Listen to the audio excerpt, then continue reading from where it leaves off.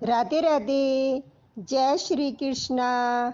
आज हम सावन मास महात्म्य कथा में 27वें अध्याय की कथा सुनेंगे। तो प्रेम से बोलिए भगवान भोलेनाथ की जय, माता पार्वती की जय। भगवान शंकर जी ने कहा, हे सनत कुमार, अब मैं सावन मास में कर्क तथा सिंह संक्रांति में जो कुछ कार्य होता है वह तुम्हें बतलाऊंगा। कर्क संक्रांति से सिंह की संक्रांति तक सब नदियां रजोसला हो जाती हैं। उस काल में उन नदियों में स्नान नहीं करना चाहिए। समुद्र में गिरने वाली नदियों में स्नान करने से कोई दोष नहीं होता। कुछ मुनियों का कहना है कि कर्क संक्रांति से दक्षिण दिशा स्थित भगवान अगस्त्य के उदय काल तक नदियां रजोसला रहती हैं। ग्रीष्म ऋतु में भूमि पर जो नदियां सूख जाती हैं वह अल्प जल वाली छोटी नदियां तब तक रजोसला रहती हैं। अपने आप जिन नदियों की गति 8000 धनुष न हो उन नदियों में वर्षा ऋतु में 10 दिन तक स्नान नहीं करना चाहिए। उन नदियों को नदी न कहकर गड़ही कहना चाहिए। कर्क संक्रांति के आरंभ में बड़ी नदियां रजोसला हो जाती हैं। जैसे स्त्रियां 3 दिन तक अपवित्र हो रहकर चौथे दिन पवित्र होती हैं, वैसे ही महानदियां भी 3 दिन तक अपवित्र रहकर चौथे दिन पवित्र होती हैं। अब मैं उन नदियों का वर्णन करूंगा, तुम ध्यान पूर्वक सुनो। गोदावरी, भागीरथी, तुंगभद्रा, वेणिका, तापी और पयोष्णी, ये 6 महानदियां विंध्याचल पर्वत के दक्षिण में बहती हैं। भागीरथी, नर्मदा, यमुना, सरस्वती, विशाखा तथा विस्ता, ये 6 महानदियां विंध्याचल पर्वत के ऊपर बहती हैं। 12 महान नदियां देवऋषि क्षेत्र से निकलती हैं। देविका, कावेरी, वज्रा और कृष्णा, ये 4 नदियां कर्क संक्रांति हो जाने पर एक दिन रजोसला होती हैं। कर्क संक्रांति से 3 दिन गौतमी नदी रजोसला होती है। चंद्रभागा, सती, सिंधु, सूर्य, नर्मदा, गंगा, यमुना, प्लक्षधारा तथा सरस्वती, ये 9 नदियां एवं नद नाम सुविख्यात सोन, सिंधु, हिरण्य, कोकिल, अहिर्त, घर्घर, सतद्रु, ये 7 पवित्र नदियां रहती हैं। ये रजोसला नहीं होती। धर्मदरवा, गंगा, यमुना तथा सरस्वती, ये सब काल में गुप्त रजोदोष वाली होती हैं। ये सदा ही पवित्र हैं।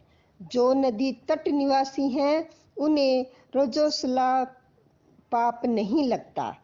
रजो दुष्ट जल भी गंगा जल के मिलने से पवित्र हो जाता है। बकरी, गो, भैंस, प्रसूता स्त्री और भूमि में नवीन जल, यह 10 रातों के पश्चात शुद्ध होते हैं। जहाँ पर कूप तथा बावली न हो वहाँ पर नदी का जल अमृत तुल्य है। रजो दुष्ट समय में भी ग्रामवासी को नदी का जल प्रयोग करने में कोई पाप नहीं लगता। अन्न द्वारा जल के निर्गत रहने पर भी रजोजन्य पाप नहीं होता। श्रावणी, उत्सर्ग, प्रातः स्नान, विपत्ति, चंद्र ग्रहण और सूर्य ग्रहण के समय रजोदोष नहीं होता है। अब मैं सिंह राशि पर गो प्रसव के फल को बतलाऊंगा। सिंह के सूर्य हो जाने पर जिसकी गो ब्याई हो उसकी 1 मास के अंदर मृत्यु निश्चित हो जाती है। उस समय की गो प्रसव शांति अब मैं तुम्हें बतलाऊंगा, जिसके करने से मनुष्य सुखी हो जाता है। उस समय में ब्याई गो ही ब्राह्मण को दान कर देनी चाहिए। पीली सरसों तथा शुद्ध गो घृत द्वारा होम करना चाहिए। श्री सूक्त या शांति सूक्त द्वारा स्नान करना चाहिए। घी और तिल की 1008 आहुतियां देनी चाहिए। उपवास करके ब्राह्मण को निश्चित दक्षिणा देनी चाहिए। सिंह राशि में सूर्य के आने पर गो ब्याई हो तो निश्चय ही अनिष्ट होगा। उसकी शांति के लिए यह उपाय करना चाहिए।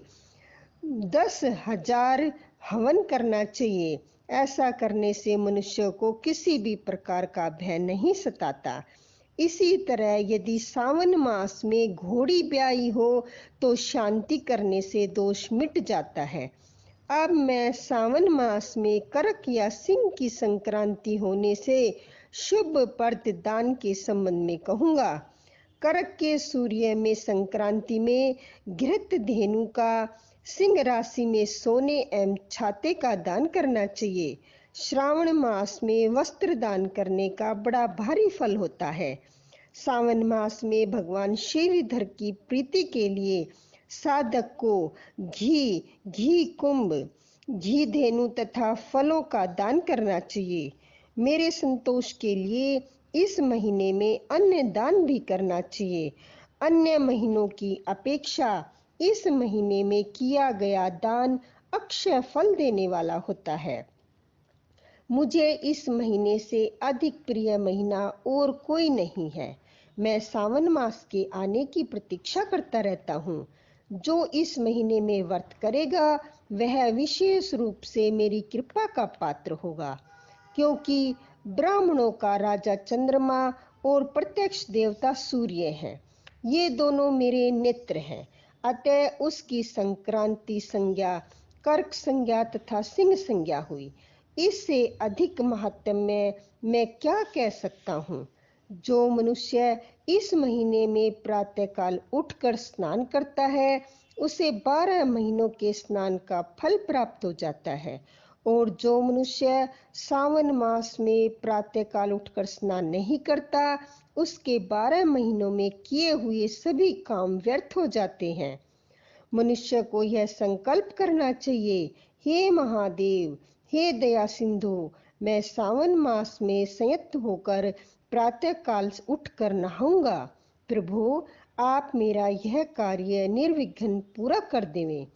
मनुष्य को चाहिए स्नान करे, शिव पूजा करे और सावन मास का महात्म्य तथा भक्ति से पूरे महीने तक कथा सुनता रहे। इस तरह साधक को पूरा महीना बिताना चाहिए। अन्यतः कृष्ण आदि महीना लिखा है, पर सावन महीना शुक्ल आदि अभिष्ट है। सावन मास का महात्म्य कौन वर्णन कर सकता है। इस महीने के व्रत के प्रताप से सभी प्रकार की बाधाएं दूर हो जाती है। पुत्र की प्राप्ति होती है, विद्यार्थी को विद्या, बलार्थी को बल, रोगी को आरोग्यता प्राप्त होती है। जो मनुष्य बंधन से बंधा हुआ हो वह बंधन से छूट जाता है। धनार्थी को धन की प्राप्ति होती है, और जो भार्या की को चाहते हैं उनको स्त्री की प्राप्ति होती है। हे तात, साधक जो जो भी इच्छा करता है उसकी वह सब इच्छाएं पूर्ण हो जाती है। अंत में मेरे लोक में आकर मेरे समीप रहकर हर्ष प्राप्त करता है। व्यास की पूजा मनुष्य को अच्छे कपड़ों तथा गहनों द्वारा करनी चाहिए।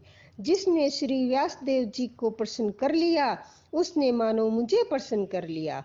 जो सावन मास का महात्म्य सुनकर भगवान श्री वेद व्यास का पूजन नहीं करता, यमराज उसके कान काट लेते हैं, जिससे वह बहरा हो जाता है। अतः मनुष्य को चाहिए कि सावन मास में श्री व्यास देव की पूजा अवश्यमेव करे। जो भक्ति सहित इस सावन मास के महात्म्य को पढ़ता है, सुनता है, सुनाता है, उसको महान पुण्य की प्राप्ति होती है। बोलो भोले बाबा की जय, माता पार्वती की जय। इससे